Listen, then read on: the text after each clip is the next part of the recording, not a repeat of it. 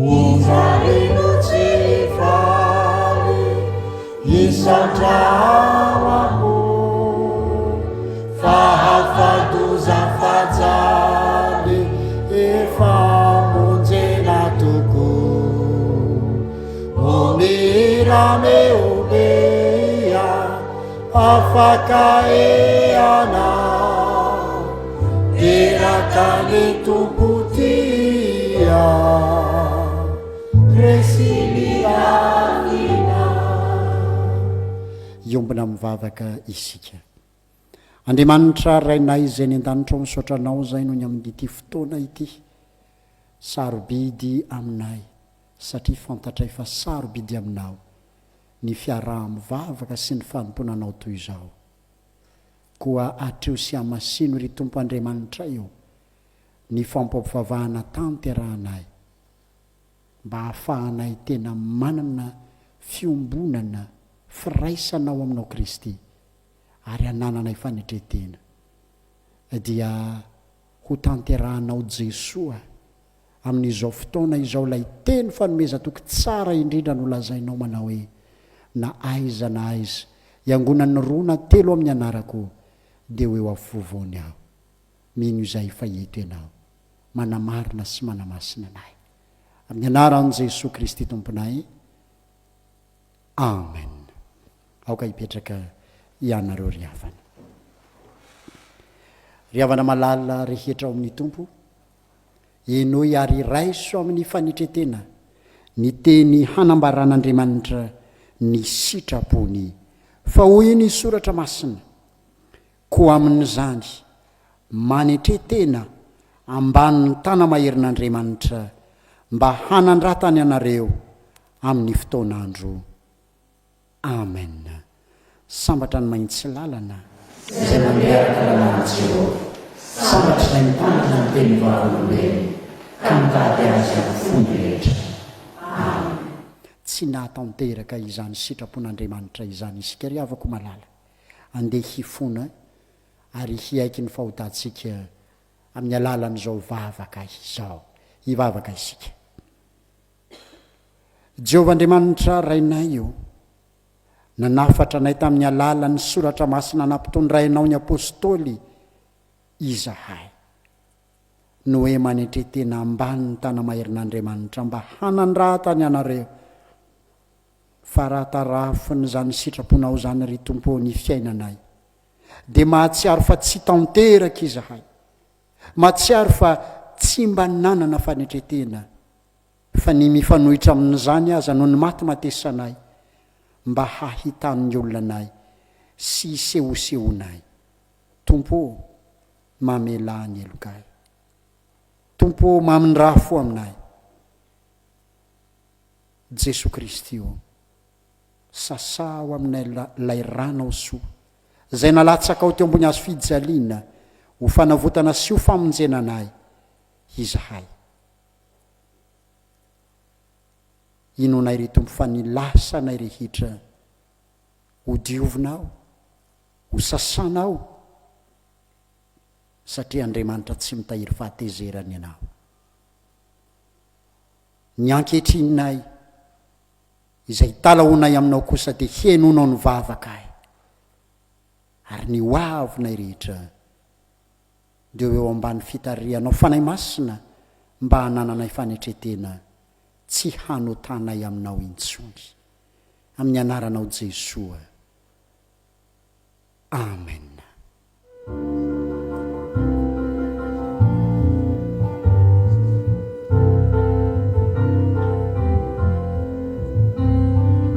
Efa voadinikiao Andriamanitra ny fiainanay zanak'olombelona, tsy misy izay miavinamiko tsy hitanao, ianao no maneny izany Andriamanitra, eno ny fikasako voalahatra, ny fiainako rehetra dia aminao, ny fahotana vitako taminao, mangataka famelan'Andriamanitra,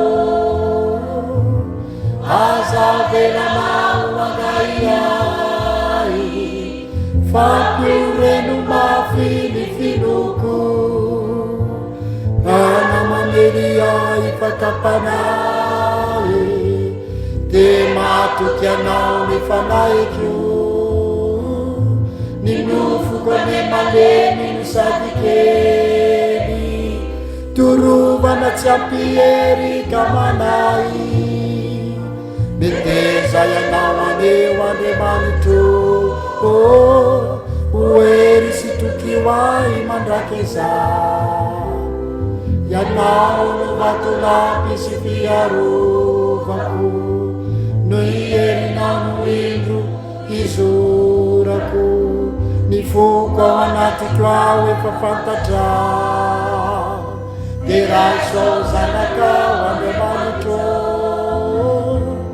aza velao mangaiay fampioreno mafiny finoko ka namamely ay fakapanay dia matoky anao ny fanaiko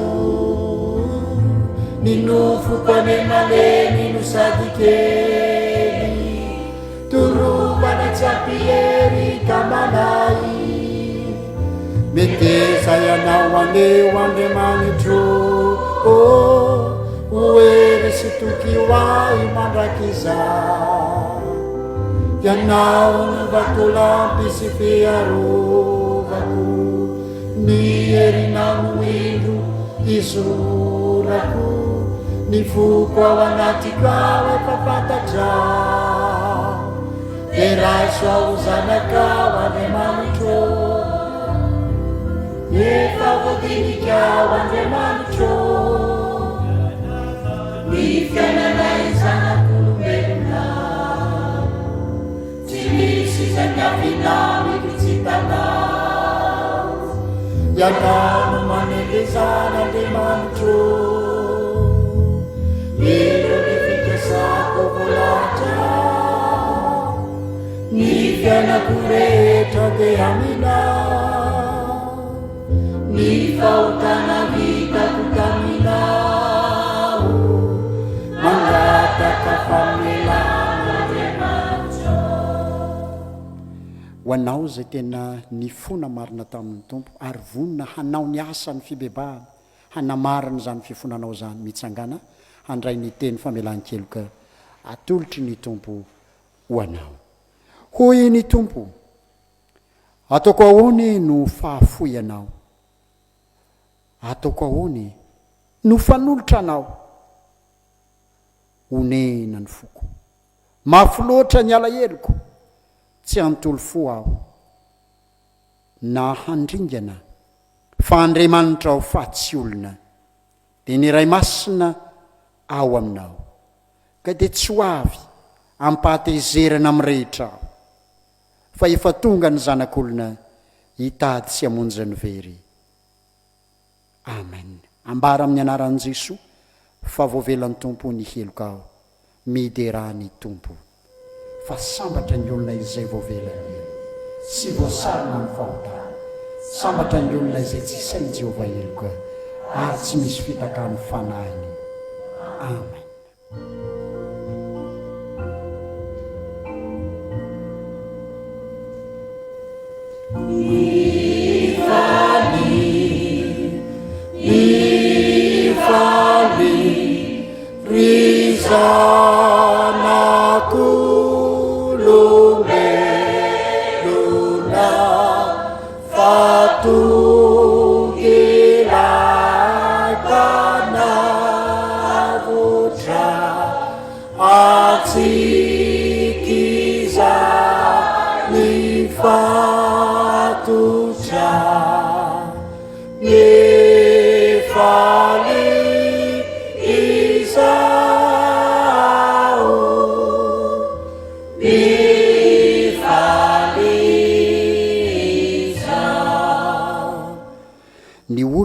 Mahatsiaro fa voavela heloka dia samy manambara ny finoana ry havako.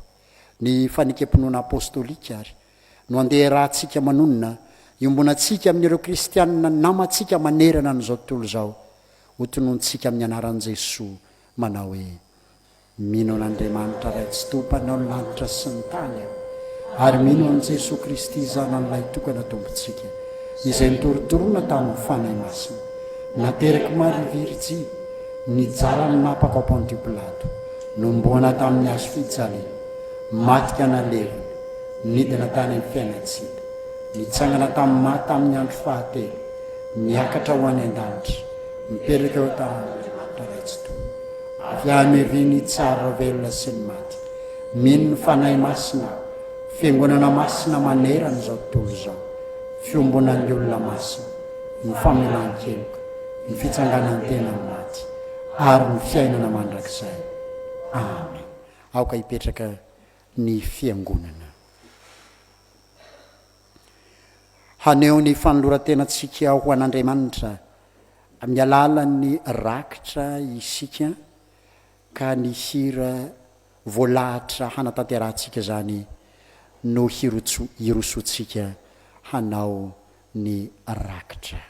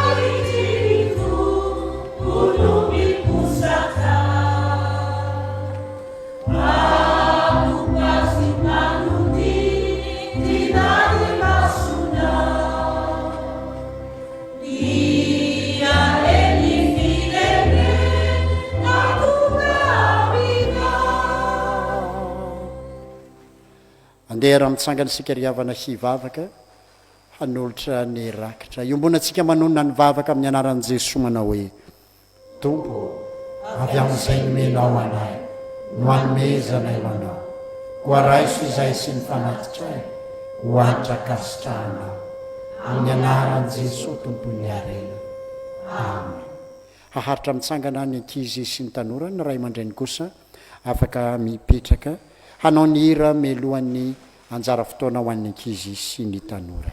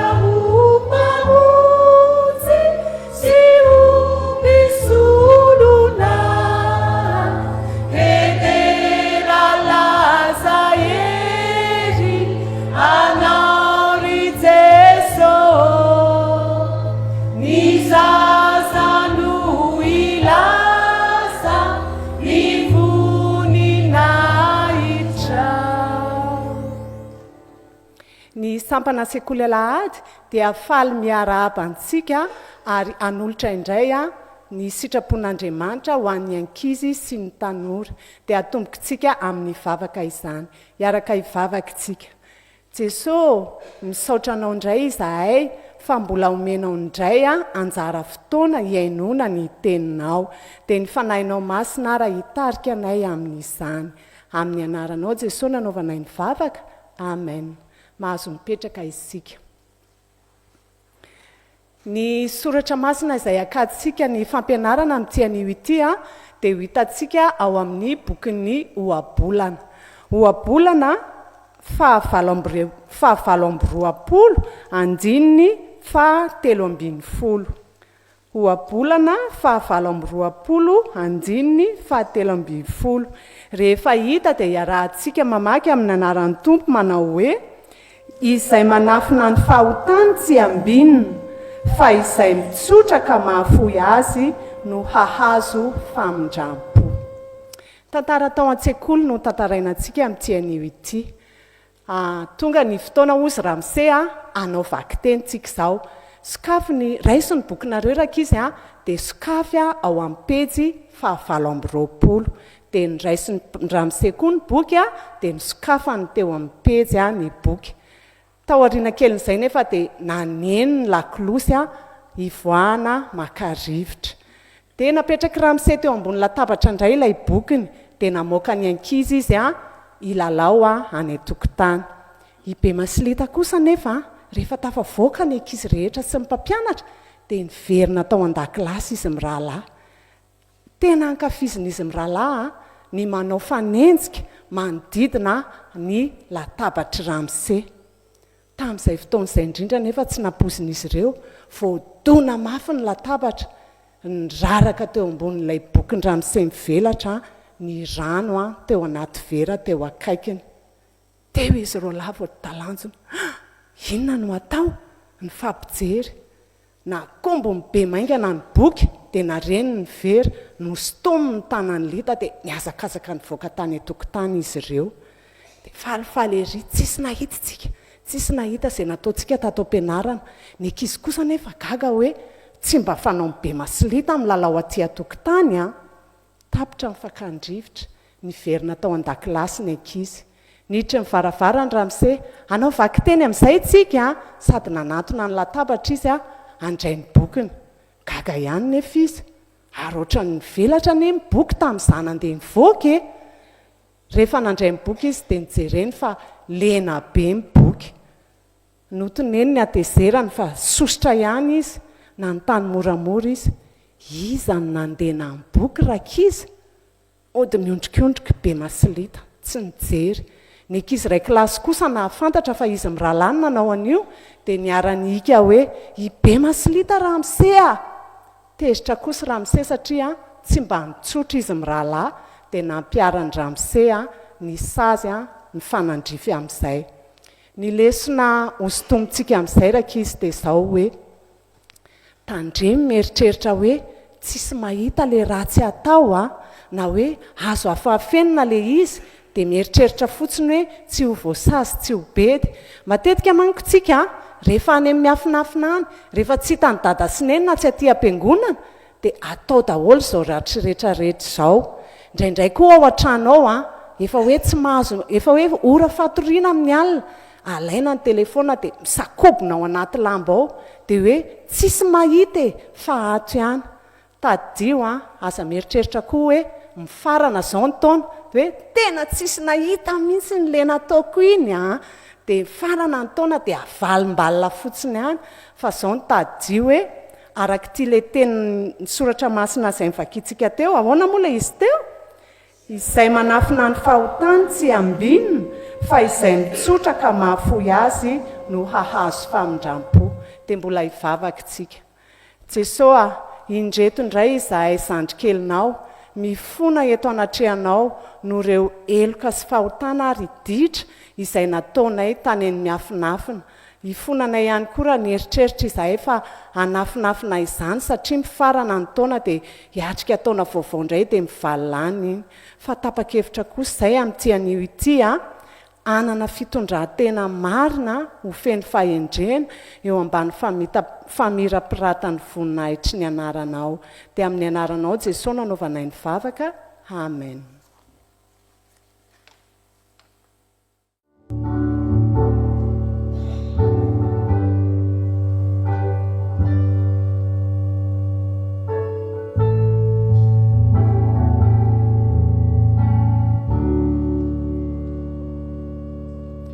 tsara lovary Jesosy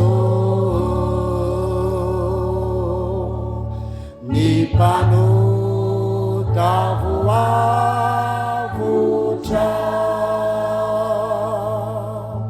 fafonenana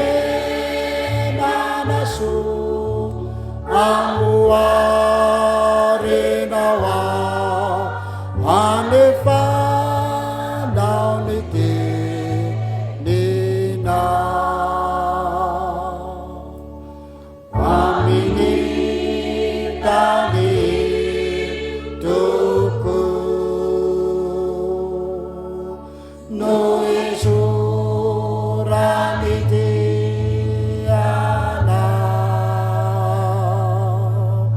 Jesu tompono ao sady efananao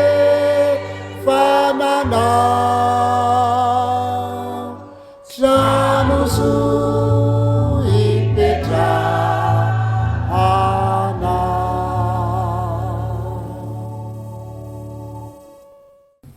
Tonga eo amin'ny fotoana makina sy henonana nambaran'ny afatr'Andriamanitsika ry havana milohan'izany dia hiara hivavakintsika. Vavakintsika tompoko. Mbola midera sy misaotra ary mankalaza ny anaranao hatrany izay Jehovah Andriamanitra eo ny amin'ity anio ity. Tonga eo amin'ny fotoana hamakina sy henona ary andraisana ny hafatrao izay. Noho izany dia mangataka amin'ny fanainao masinao mba hitari-dalana anay. Eny, ireo izay hamaky ny tininy dia mba tsisy ho latsaka na dia litera ray monjary ary ny tondra ny hafatrao dia tsisy afa-tsy voalaza afa-tsy ny sitraponao irery ihany. Amin'ny anaran'i Jesosy ny metrana azy amin'ny vavaka izany. Amen. Ny soratra masina voalahatra ho vakiana araka ny perikopa testamenta taloha boky ny Genesisy. Genesisy toko 7 vakiana manomboka amin'ny 9:7 ka hatramin'ny 15. Amin'ny anaran'i Jesosy. Ary Jehovah Andriamanitra dia niantso andra lehilahy ka nanao taminy hoe: aiza moa ianao? Dia hoy izy: nandreanao tao amin'ny sao dia natahotra aho satria nitanjaka ka dia nihery. Ary hoy izy: iza moa no nanambara taminao fa mitanjaka ianao? Efa ninananao va ny hazo izay nandrarako anao tsy hinananao? Dia hoy raha lehilahy: ny vehivavy izay nomenao namako, izy no nanome ahy ny voankazo ka dia nihinanao. Ary hoy Jehovah Andriamanitra tamindra vehivavy: inona izao nataonao izao? Dia hoy raha vehivavy: ny menarahana no namitakay ka dia nihinanao. Ary hoy Jehovah Andriamanitra tamin'ny menarahana: satria nanao izany ianao, ko amin'ny biby fiompy rehetra sy ny bibidia rehetra dia ianao no voaozona. Ny kibonao no andehananao ary vovotany no hohaninao amin'ny andro rehetra iainanao. Dia ampifandrafesika ianao sy ny vehivavy ary ny taranakao sy ny taranany. Izy hanoritory ny lohanao ary ianao kosa hanoritory ny ombelay tongony. Amen. Hotohizana ao amin'ny testamenta vaovao filazantsara masina araka ny Lioka.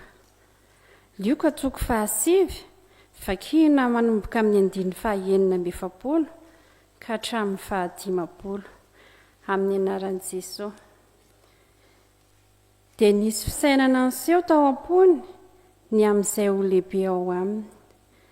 Ary Jesosy nahalala ny fisainany fony dia nandray zaza anankiray ka nametraka azy teo anoloana.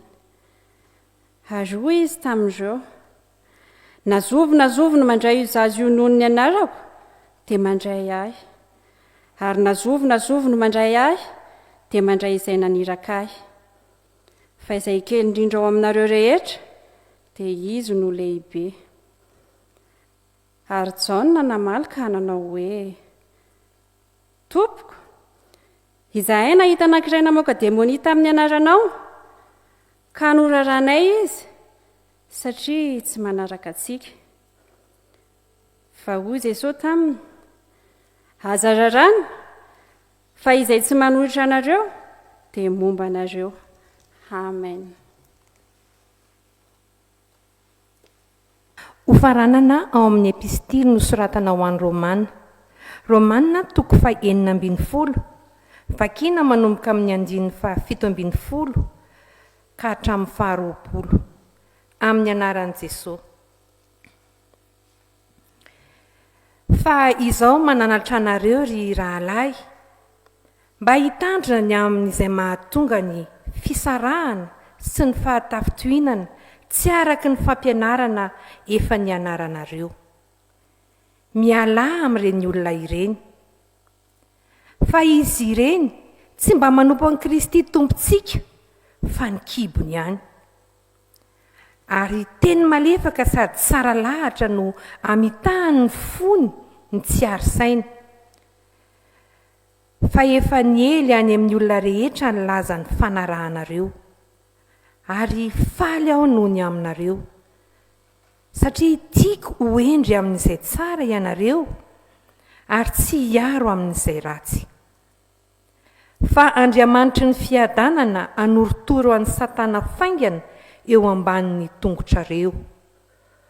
Ho aminareo ane ny fahasoavan'i Jesosy Kristy tompontsika. Amen.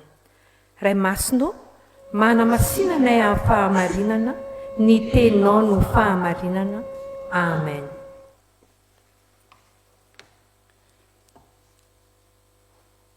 Iara-mitsangana sika ry havana.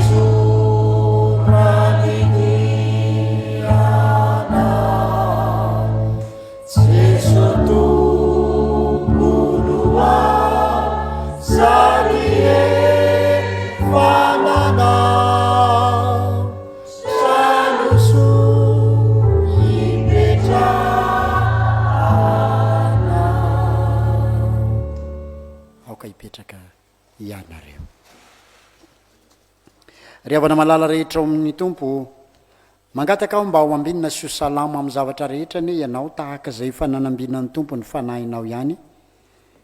Amen. Ny hafatra ny tenin'Andriamanitra amin'ny alalan'ny toroteny izay nampitondraina ho antsika rehetra amin'ny ity anio ity dia izay voalahatra ao amin'ny Genesisy toko 7 ny andininy 9 ka hatramin'ny andininy 15 izay efa novakiny ny mpanompon'Andriamanitra teo. Fa izay afatra tian'ny tompo iainantsika ao anatin'izany kosa ry havako no andeha ho resahantsika ankehitriny. Afatra anankiroa no ampitondrain'ny tompo ry havana malala ao anatin'izao perikopa izao. Ny afatra voalohany dia ny hoe aza ilika ho noho ny nataon'ny hafa no nahatonganao nanao fahadisoana.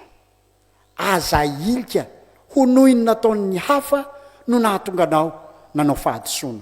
Zany ny tantara nisy teto ry havana. Rehefa tonga Andriamanitra fanaony mitsidika ao amin'ilay saha izay namboariny araka ny tantara sy ireo heviteny samihafa dia mandeha Andriamanitra ka rehefa tonga izy dia tena amin'ny fifaliana no hitsenan'ireo voary manontolo azy ao amin'io atao hoe 𝙤𝙤𝙩𝙤𝙤 io na dia hatramin'ireo olombelona izay noforonona izay nomena anarana hoe Adama sy Eva azy fa tamin'ity ndray mitoraka ity dia banga zavaboary anankiray ny zavaboary namboarin'Andriamanitra ka ny olombelona izay napetrany ho mpanjaka no indro fa tsy teo ary dia nametra-panontaniana Andriamanitra nanontany nanao hoe aiza moa ianao tamin'ny Adama izay neverina fa loham-pianakaviana fa tamin'izany indrindra no namaliny Adama manao hoe nihery aho natahotra aho satria nitanjaka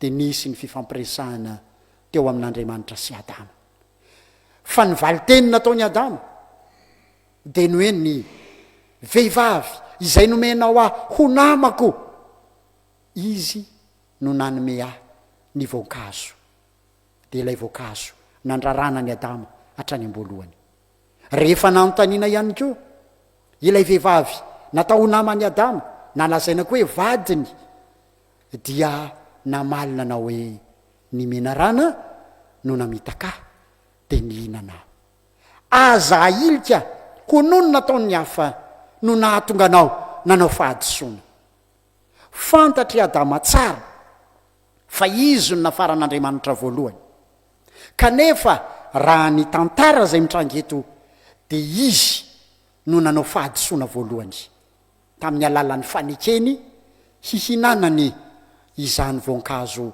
nandraran'Andriamanitra azy izany ary nailikany nailiny tany amin'ny Eva ny fahadisoana ny vehivavy izay nomenao ahy ary ny tena loza tsy nailiny tamin'ny Eva ihany fa nailiny tany amin'Andriamanitra tamin'ny alalan'ilay fitenenana manao hoe ny vehivavy izay nomenao ahy toy ny miteny hoe ianao no te hanome an'io vehivavy io dia io vehivavy nomenao ahy io mihitsy ny rangory fototry ny hafa nahatonga an'izao zavatra rehetra izao nailiny tany amin'ny hafa ary na dia Andriamanitra azy nomentsiny sy nanaliany ny fahadisoany tahaka an'izany koa Eva nailiny tany amin'ny menarana no lazainy fa namitaka azy kanefa dia ny tanany mihitsy no nakan'ilay voankazo ary ny vavany mihitsy no nihinana azy ry afaka malala rehetra ao amin'ny tombo ny fiainan'ny olona amin'izao vaninandro zao noho ny tsy fanana ny fanetretena eo amin'ny fiainany andavanandro dia mazana na dia ny mpivady ao tokantrano azy dia miezaka mandrakariva manilika rehefa nanao fahadisoana izy dia ailiny any amin'ny vadiny na ailiny any amin'ny zanany na ailiny any amin'ny olona hafa ny fahadisoana izay izy ny tompon'andraikitra voalohany tamin'izany ary ny loza omena tsiny ambamin'Andriamanitra Andriamanitra mihitsy nomena tsiny satria toy ny hoe izy no nahatonga n'izao sy izao ry avako malala hafatra voalohany aza ilika ho nono nataony hafa no nahatonga anao nanao fahadisoana fa miteza ho tompon'andraikitra fa matoy Adama sy Eva napetrak'Andriamanitra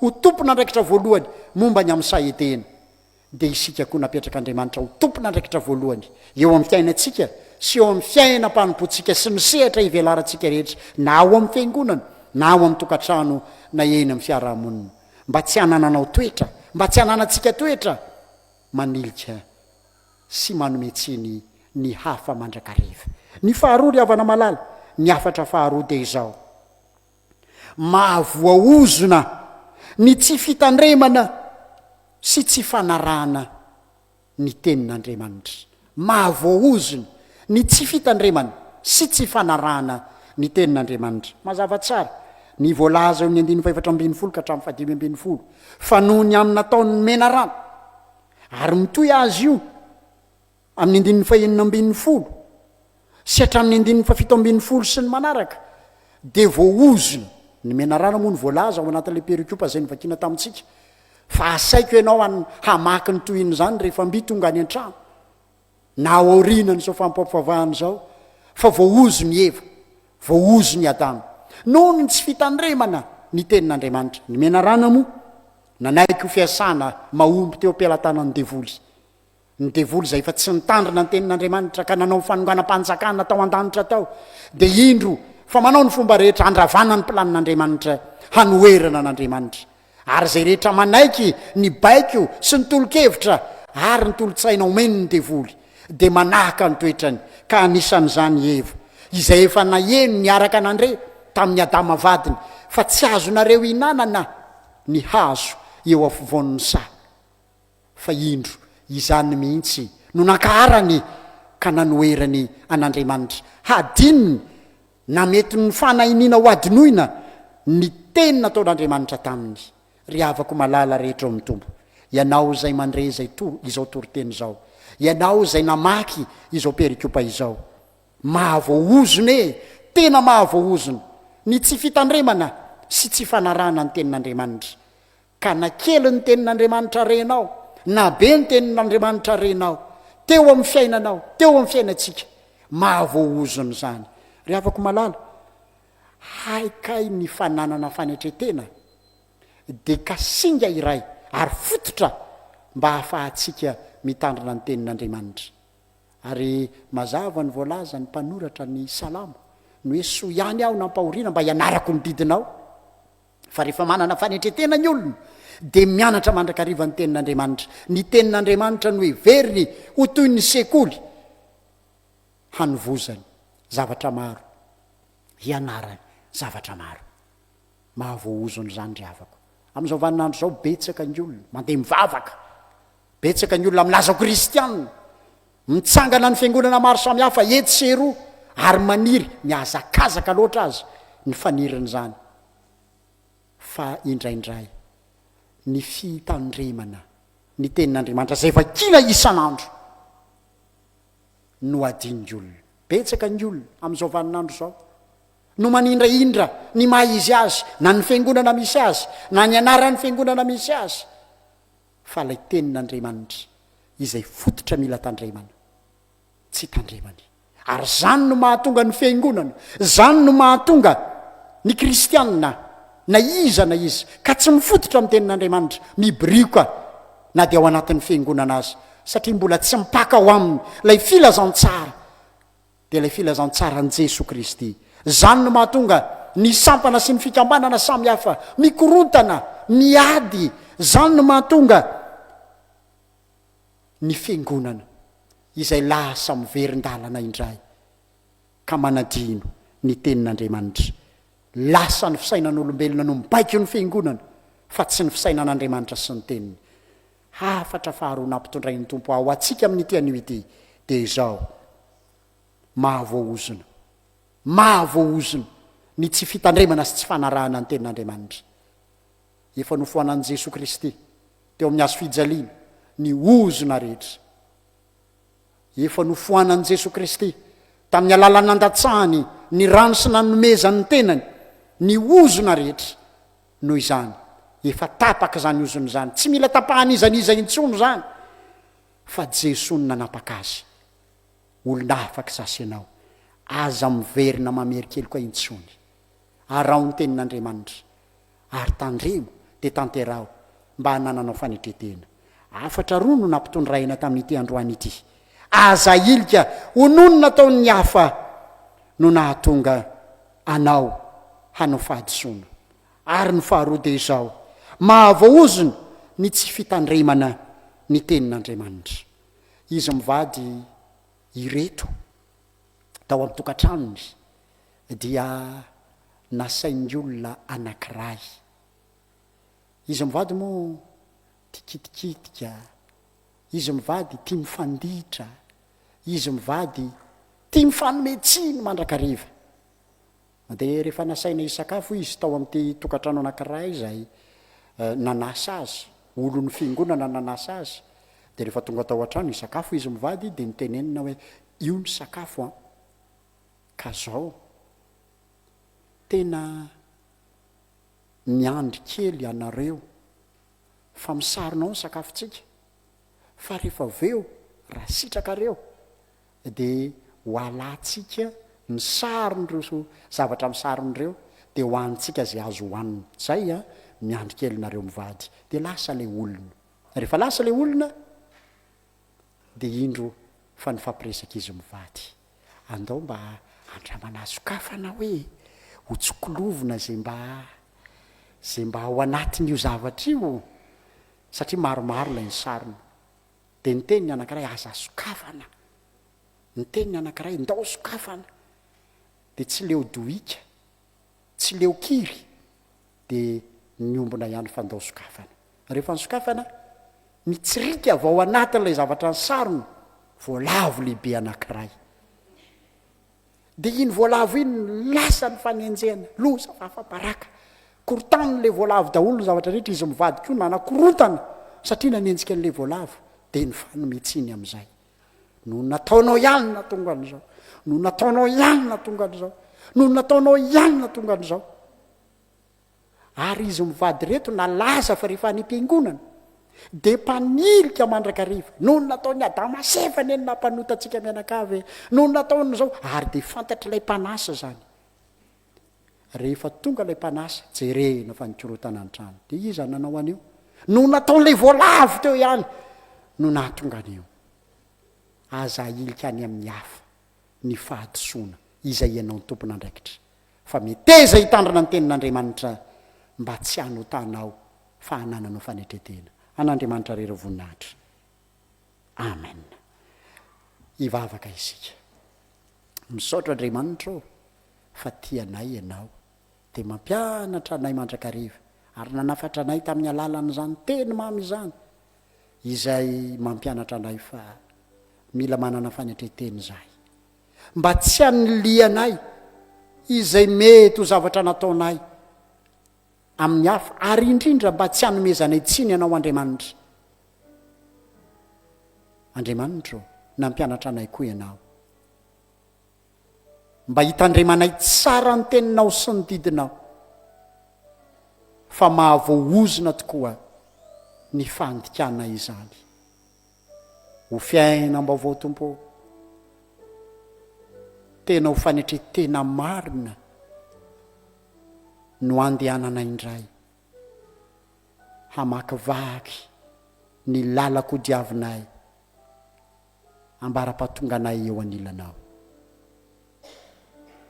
Mivavaka izay ho an'ny firenenay, ampanjaka ho eto amin'ny firenenay ty Madagaskar nosy efa nomenao honainanay ity, ary nafoinao ho an'ny Malagasy ny tena fanetretena, miaingany amin'ny mpitondra isa-tsokajiny, omeo fanetretena Andriamanitra, mba tsy rehare, mba tsy zaozao,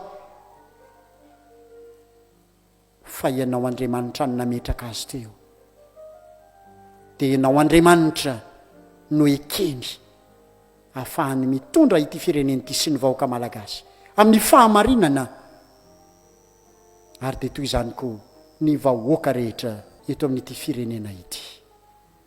Mivavaka izay ry Tompo ho an'ny fiangonana dia ny FJKM zany,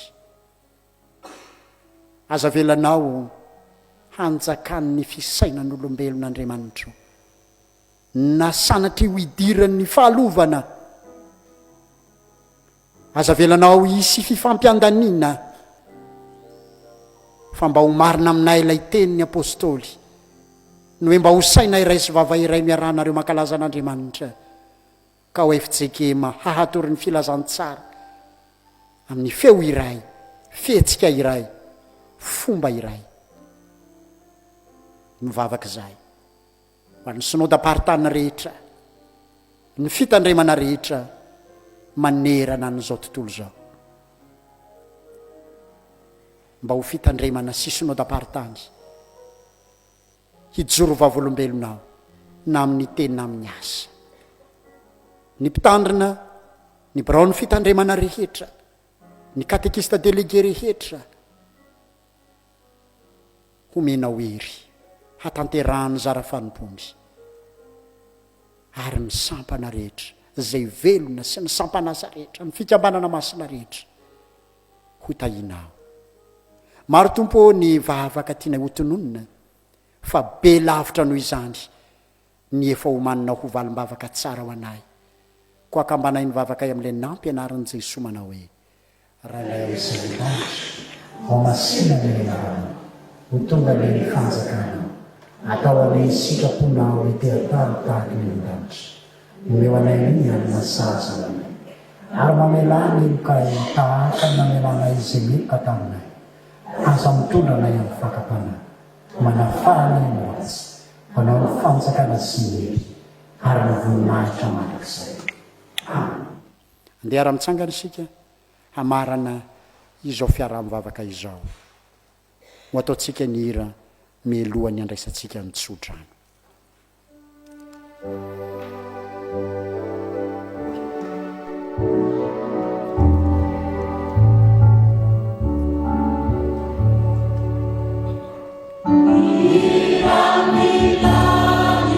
Tsara toko asy mahafena rehetra eno zany feony olona maro isa fa le toko amira oe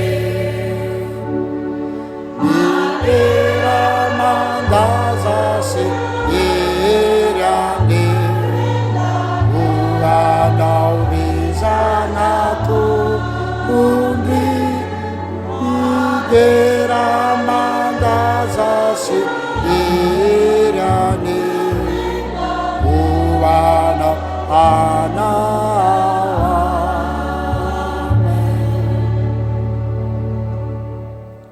raiso amin'ny finoana ary enao efa ho tanteraka aminao ny tsodrano izay tonoina manao amin'ny anarany Jesokristy manao hoe ary Andriamanitry ny fiadanana ny hanorotoro any Satana faingana ho eo ambany tongotra reo ho aminareo any ny fahasoavan'i Jesokristy tompontsika. Amen. Aoka hipetraka ianareo hiombana mivavaka mangina isika.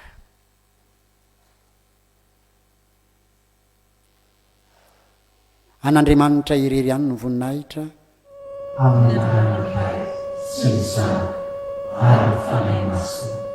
Amen. Isaorantsika ny tompo ravana afaka niarany omina isika tao anatiny ny fampivavahana iny dia isaorantsika ihany koa ny tompo fa mbola nanafatra antsika tamin'ny alalan'ny mpanompony izy tamin'ity androany ity. Isaorana ihany koa ianao niaraka taminay teto hatramin'ny farana dia mirahasoanao anao krismasy sambatra hiaraka amin'ny tompo. Veloma tompo.